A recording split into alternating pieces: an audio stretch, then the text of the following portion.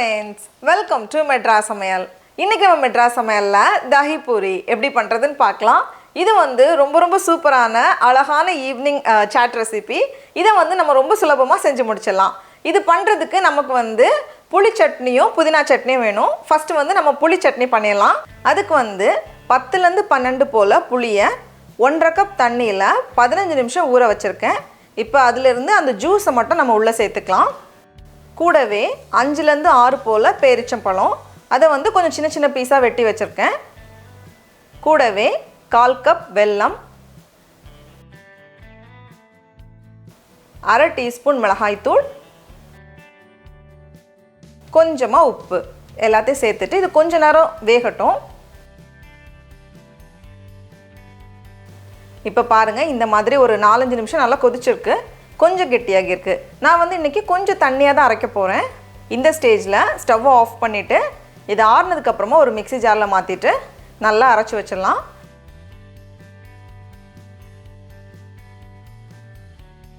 புளி சட்னி ரெடியாக இருக்குது. இதை வந்து நம்ம ஃப்ரிட்ஜில் வச்சுட்டு 1 வாரம் வரைக்கும் பயன்படுத்தலாம்.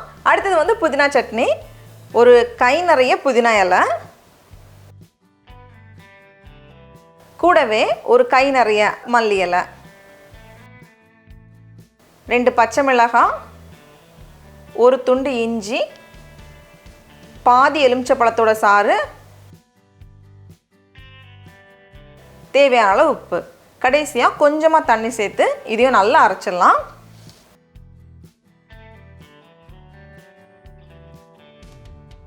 ரெண்டு சட்னியும் ரெடியாக இருக்குது. அடுத்தது வந்து நான் இன்னைக்கு 2 உருளைக்கிழங்க வேக வச்சு எடுத்துருக்கேன். இதில் வந்து லைட்டாக மசாலா சேர்த்து மிக்ஸ் பண்ணி வச்சிடலாம். கூடவே இதில் 1/4 டீஸ்பூன் மிளகாய்த்தூள்,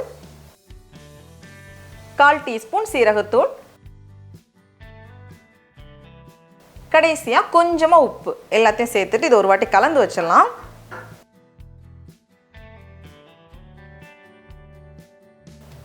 அடுத்தது தயிரை ரெடி பண்ணிடலாம். நான் இன்னைக்கு வந்து 1 கப் தயிர் எடுத்திருக்கேன். ரொம்ப புளிச்ச தயிர் எடுக்காதீங்க, லேசாக இருக்கும்ல அந்த தயிர் தான் நல்லாயிருக்கும். 1 கப் தயிர், கூடவே கொஞ்சமாக உப்பு, அப்புறமா 1 டீஸ்பூன் சர்க்கரை. இதை வந்து டேஸ்ட் பண்ணி பாருங்கள். ஃபஸ்ட்டு வந்து 1/2 டீஸ்பூன் சர்க்கரை சேர்த்துக்கோங்க. டேஸ்ட் பண்ணி பாருங்கள். கொஞ்சம் இனிப்பாக தெரியணும், ரொம்ப இனிப்பாக இருக்கக்கூடாது. தேவைப்பட்டால் நம்ம எக்ஸ்ட்ரா சேர்த்துக்கலாம். கலந்து வச்சாச்சு, அவ்வளோதான். அடுத்தது நான் வந்து கொஞ்சம் கொண்டக்கடலையை வேக வச்சு எடுத்திருக்கேன். கொண்டக்கடலை தான் சேர்க்கணும்னு அவசியம் இல்லை. முளைச்ச பயிறு, அந்த மாதிரி பயிறு வகைகள் கூட நம்ம வேக வச்சு சேர்த்துக்கலாம். டேஸ்ட் நல்லாயிருக்கும். எல்லாமே ரெடியாக இருக்குது. இப்போ வந்து நம்ம பூரிக்குள்ளே வச்சிடலாம். நம்ம ஏற்கனவே மெட்ராஸ் சமையலில் பானி பூரி பண்ணுறப்போ இந்த ரெசிபி பண்ணியிருக்கோம். அதோட லிங்க்கை கீழே டிஸ்கிரிப்ஷன் பாக்ஸில் நான் ஷேர் பண்ணுறேன். இப்போ இதை வந்து நம்ம உடைச்சிடலாம். தேவையான பொருட்கள்லாம் எடுத்து வச்சுருக்கேன். இப்போ ஃபஸ்ட்டு நம்ம ரெடி பண்ணி வச்சுருந்த உருளைக்கிழங்குலேருந்து கொஞ்சமாக எடுத்து எல்லாத்துலேயும் வச்சிடலாம். அப்புறமா கொஞ்சம் வேக வச்ச கொண்டக்கடலை, புளி சட்னி, பச்சை சட்னி, கொஞ்சம் வெங்காயம், அப்புறமா மேலே வந்து தயிர் சேர்த்துடலாம். தயிர் சேர்த்துட்டு மேலே வந்து கொஞ்சம் சேவ், ஓமப்பொடி மாதிரி இருக்கும்ல அது,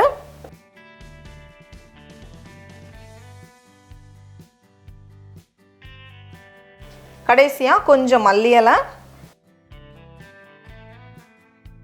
அப்புறமா கொஞ்சம் மிளகாய்த்தூள், அந்த பார்க்குறதுக்கு அழகாக இருக்கும். கடைசியாக கொஞ்சம் சாட் மசாலா. சாட் மசாலா நம்ம வீட்டில் இல்லைன்னா இது சேர்க்காமையும் பண்ணலாம். டேஸ்ட் நல்லா தான் இருக்கும். அவ்வளோதான்.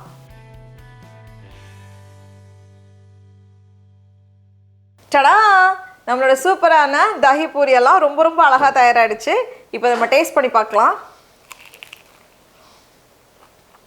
ரொம்ப சூப்பராக இருக்குது. அந்த சட்னி, தயிர் எல்லாமே சேர்ந்து ரொம்ப நல்லாயிருக்கு. நீங்களும் கண்டிப்பாக அந்த ரெசிபியை வீட்டில் செஞ்சு பாருங்கள். உங்களுக்கு இந்த வீடியோ பிடிச்சிருந்துச்சுன்னா மெட்ராஸ் சமையலுக்கு சப்ஸ்கிரைப் பண்ணுங்கள். நாவின் சுவை எறும்புகள் மலரட்டும்.